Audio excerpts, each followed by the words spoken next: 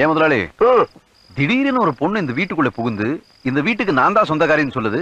அதை கேட்டுக்கிட்டு நீங்களும் பொத்திக்கிட்டு இருக்கிறீங்க. உண்மையில சொல்லுங்க, இந்த வீடு யாருது? சொன்னா தீத்துற போறியா? என்னால முடிஞ்சதை செய்யற, சொல்லுங்க. கரெக்ட்பா.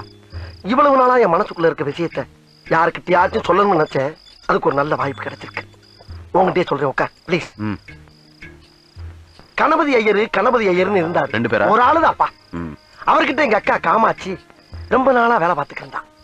அப்படி வேலை பார்த்துக்கிட்ட எங்க அக்கால அந்த ஆளு ரொம்ப நாளா வச்சிருக்காருன்னு ஊருக்குள்ள ஒரு புரளி.